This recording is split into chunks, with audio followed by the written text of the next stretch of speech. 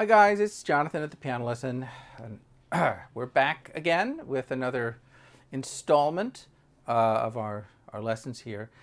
I thought today would be fun to talk about a tune that I haven't really been able to get out of my head.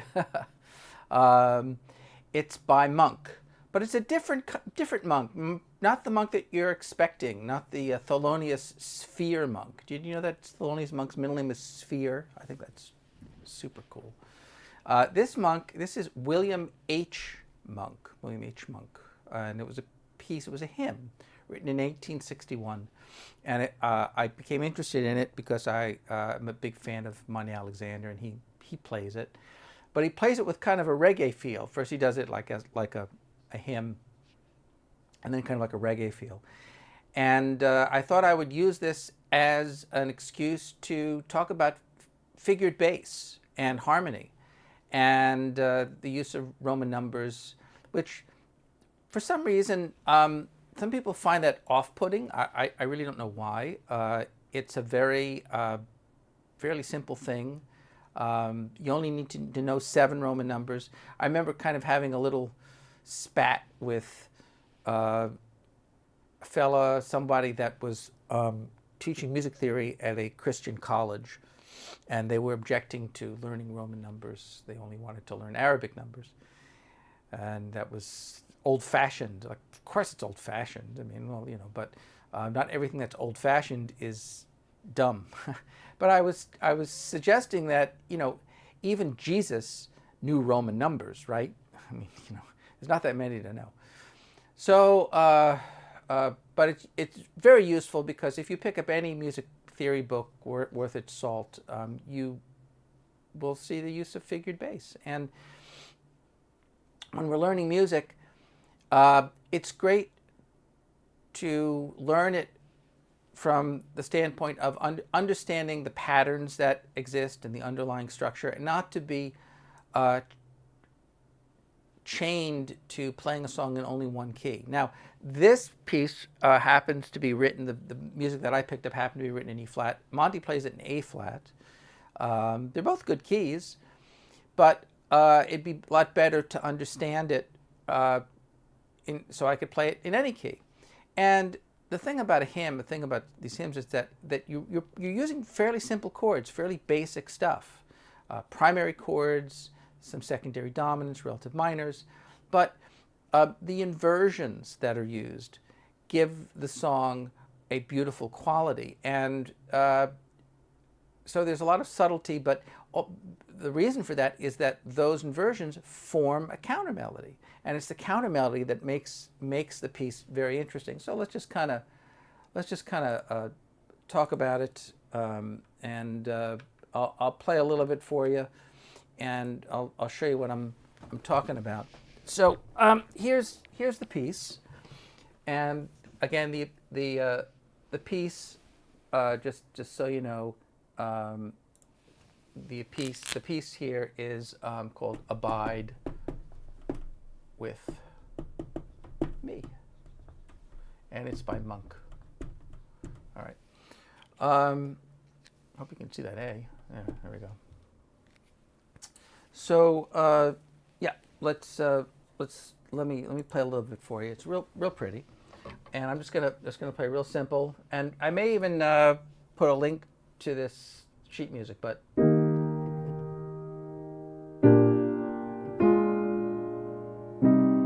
Now, just those first 4 chords, super pretty. One chord, in this case it's E flat major, and then it goes to the 3 chord, G minor. And G minor is in first inversion, but the B flat's on the bottom, and then B flat 7, which is the 5 chord, and then it goes to the relative minor automatically. Most people would have just done this: 1, 5, 1. 3 blind mice, right? 3 blind mice. So you have 1, you have 3, and this chord, the 3 chord, in the key of E flat. So before we even do this, let's go through the key of E flat. The key of E flat major we have three flats. We got B flat, E flat, and A flat, right? B flat. We got B flat, E flat, and A flat, right? Those are the three flats: B flat, E flat, and A flat, right? That's our key. There's our two tetrachords: the E flat major tetrachord and the B flat major tetrachord together. So that's the key. And if we're talking about the chords in that key, well, you have 1, 2, 3, 4, 5, 6, 7, right? So those are now uppercase or major, right? So E flat, A flat, and B flat. Those are the primary chords, right? Those are our primary. And then the chords, the lowercase ones, the 2, the 3, the 6, and the 7, those are our secondary. Those are the secondary chords. And the 6 is particularly important because the 6 is the relative minor. So that key, either down a third or up a sixth, right? That scale uses the same key signature, the three flats. Although if it's truly C minor, we're going to probably rely on the harmonic. So the primary chords: E flat, A flat, B flat, and C minor. Right? So there's our C minor, F minor, G major, not G minor, and then C minor. All right, that's our little primer. So let's go back to the first little line here. We got E flat, G minor with B flat in the bass, B flat 7, and then the next bar is C minor, and that's kind of the first phrase. So you have, and that's pretty. So you have that dee da da in the bass, dee da da da, right, and up here, dee dee da, and up here. Those are that's your 4-part harmony. So 1. This one's not working so well. 3, 6. Arabic number 6 in the lower right-hand corner. Why? Well, there's G minor. If I take the G and I move it up here, right, we form an interval from the lowest note to the highest note. One from B flat. Doesn't matter if it's B or B flat, but B flat, C, D, E flat, F, G. Could be E too, but it's a sixth. 1, 2, 3, 4, 5, 6, and that's why we call it. It's the 3 chord in the scale, and that interval is formed. That's a 6. Now it's true. There's another interval here. There's a third, but we don't worry about that. The other inversion, that's first inversion. The second inversion, if I take the B flat and put it up here, we form a sixth. 1, 2, 3, 4, 5, 6, and a fourth below here. 1, 2, 3, 4, and the second inversion is 6, 4, and we'll get around to that. B flat 5, 7, and then 1. And that one. So this is 6, right? C minor is 6. But this is the relative, that's the relative minor. And that's kind of a deceptive cadence. Okay, then the next phrase is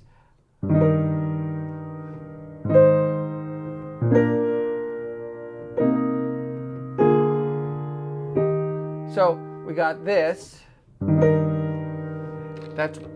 That's 1.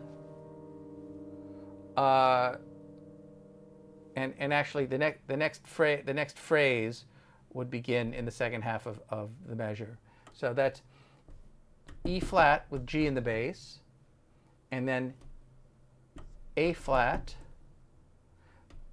B flat, C minor 7. I think I'm going to run out of room here. Why don't why don't I jump down here? Make a little bit more room here. New phrase. That's the end of the previous phrase and the new phrase here. A flat, B flat, C minor, B flat 7 with D in the bass, and then we land on E flat. So that's a whole measure in itself. Each of these gets one count. Right. So 4, 5. Oh, got that on my piano. C minor in the key of E flat, C minor 7. 1, 2, 3, 4, 5, 6, 7. E flat major 1, F minor 2, G minor 3, A flat major 4, B flat major 5, C minor 6, 7 is D diminished. And so here's 6. If I add one more note, C minor 7, and that ordinarily we would think of that as the 6 chord, and then B flat 7 over D. So this is interesting. Here's B flat 7. Here's B flat 7 in first inversion. You got the outer interval, that's a 6th. This is a 4th, and this is a 3rd. 1, 2, 3, 1, 2, 3, 4. Excuse me. What do we do here? Yeah. Right. 1, 2, 3, 1, 2, 3, 4. That's not right. Yeah. This is a 6th, and this is the 3rd that we're concerned with. So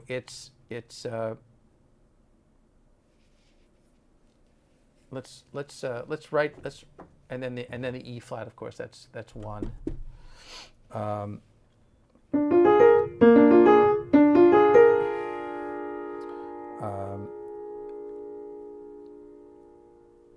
Yeah, that's right.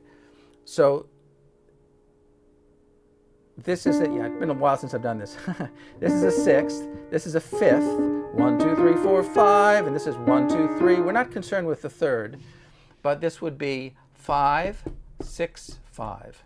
That's how you describe a 7 chord in first inversion. 5, 6, 5. All right, and then 1. Right? So the whole thing sounds like. I'm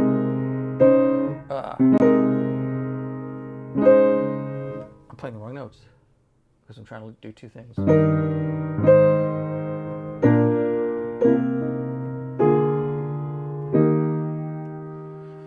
So that's the next phrase. So that's the first 4 measures of the piece, and I might fill it out.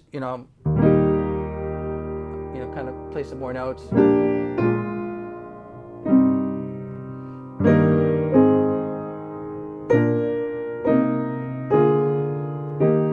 And Monty does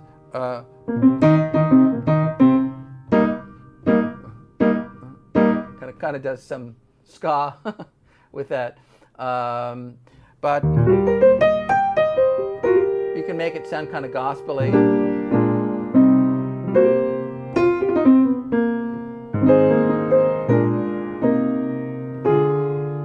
Yeah, that pretty bass line. That's what those inversions do.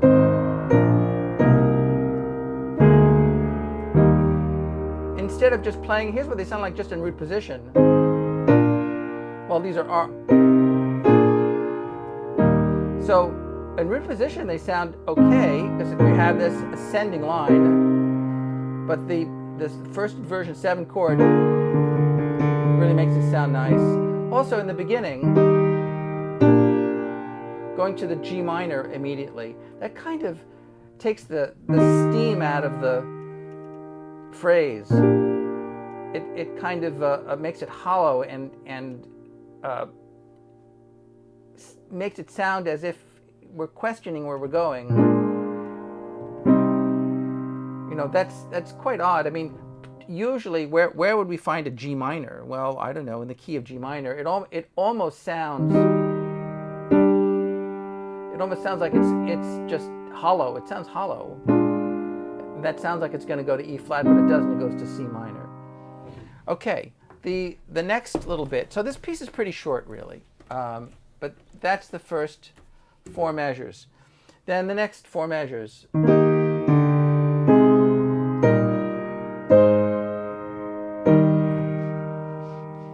Or that's really the next 2 measures. E flat. There was a descending line D. A flat with C in the bass. E flat with B flat in the bass. Right. That's 1 measure there. And then this is let's see. Oh yes, there's 2 counts here. 1 count, 1 count, and then down below we have A flat and then E flat. Right. So 4, 1, and over here, you know, this is obviously 1. I'm not going to write anything there. 4. This is in first inversion. C is in the bass. 4, 6. That's what the. And then this is 1, but it's second inversion. You have a 6th and you have a 4th. 1, 2, 3, 4. 1, 2, 3, 4, 5, 6. 1, 6, 4. That's how you do it. That's what those numbers mean. They talk about the interval relationships in the chord. So you have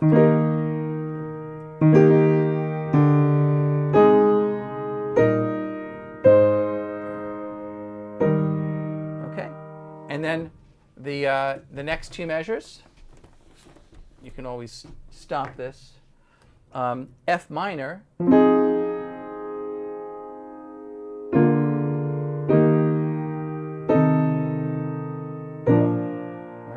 So,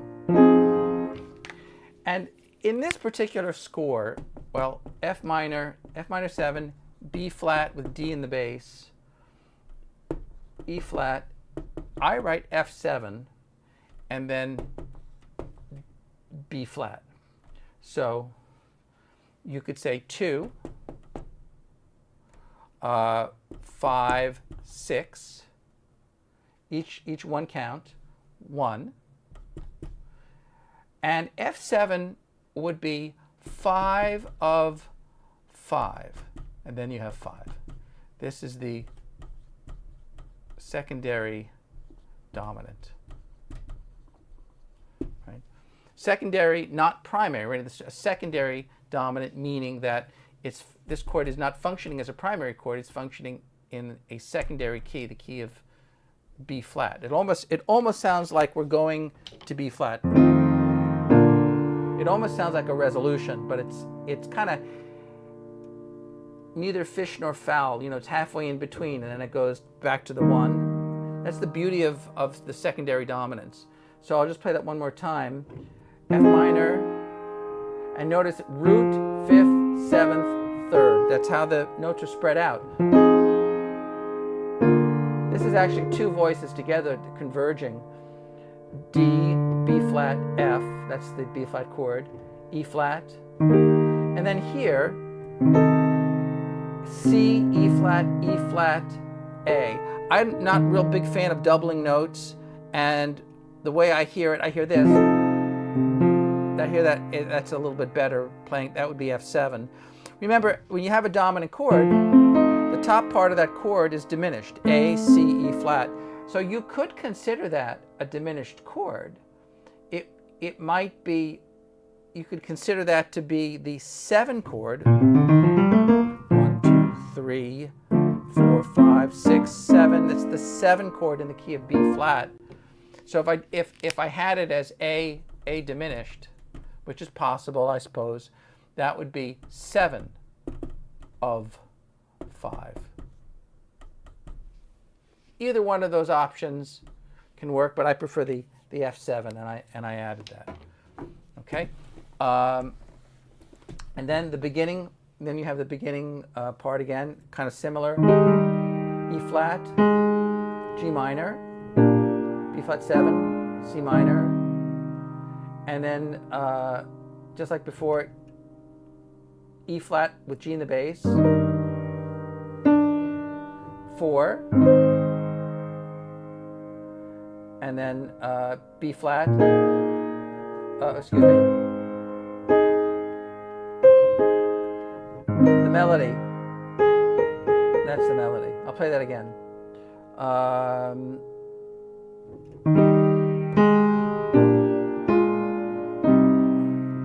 Then the next part, and then it stays on the second. It's very pretty. Now, that note in music, that's not part of the chord, that B flat.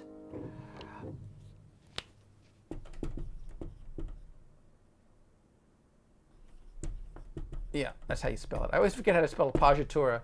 1P, 2 Gs. Appoggiatura. An appoggiatura is a wrong note. Call it a wrong note. It's a dissonance on count 1. It's the strongest dissonance in all of music, although this isn't horrible. But it resolves on count 2. Now then you have this chord, augmented minor. So I'll write that out. But that use of appoggiatura, A flat, that's 4. That's really 2 counts. And then, well, I don't have to do that. C, augmented. Now, augmented, you just use a plus sign. And then C7, and then F minor. So, right over here, the C7 is the 5 chord in F minor. This is 5 of an F minor 2. And then this is the 2 chord. So again, another secondary dominant. Right. So the song has already gone to, really to, it's gone to another key, right? Even though it's in E flat. Okay, and then the next part we have is, listen to that.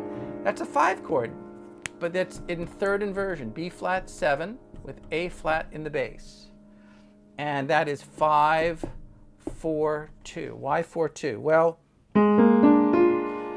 this is a 6th, this is a 5th, excuse me, a 4th, A flat, B flat, C, D, a 4th, and a 2nd.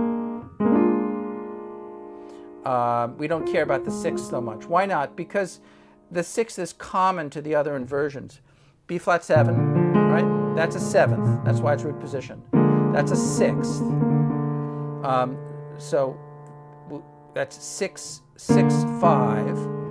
And then we have 4, 3. That's 2nd inversion.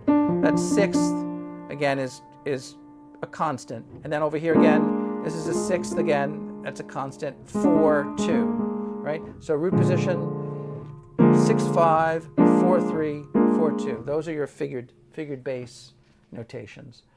And then E flat with G in the bass.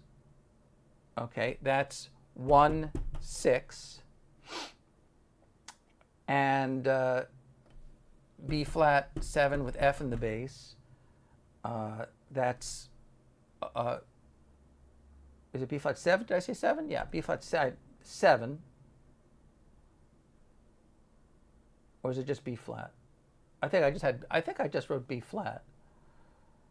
But either way, it really doesn't matter. Let's just say B flat. 5, 6, 4. Right? And then E flat. So it sounds like this. And then it goes down to the G in the bass. So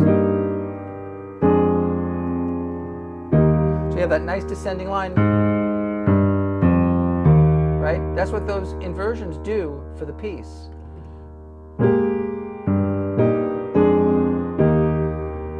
B flat 7, C minor. Nothing special. and then here you have, this is F minor with A flat on the bass. Let me write that out.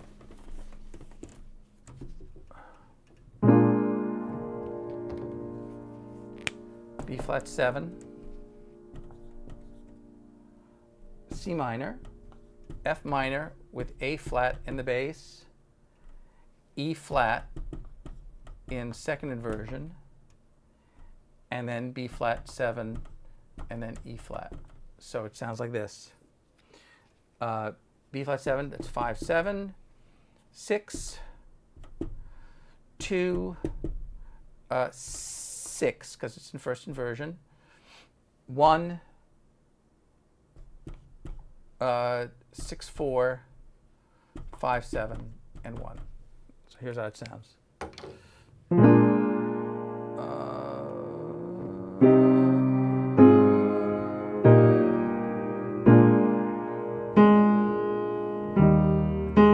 get that? That sound. That's kind of a suspension and a resolution.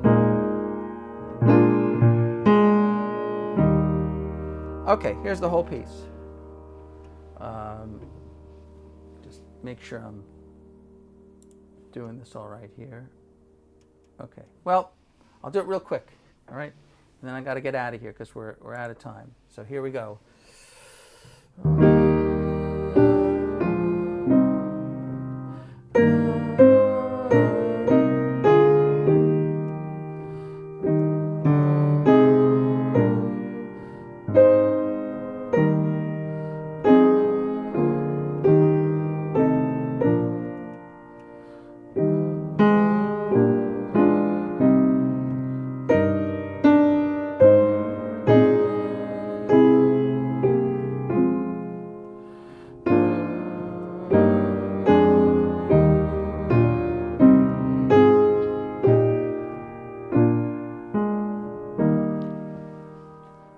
Okay?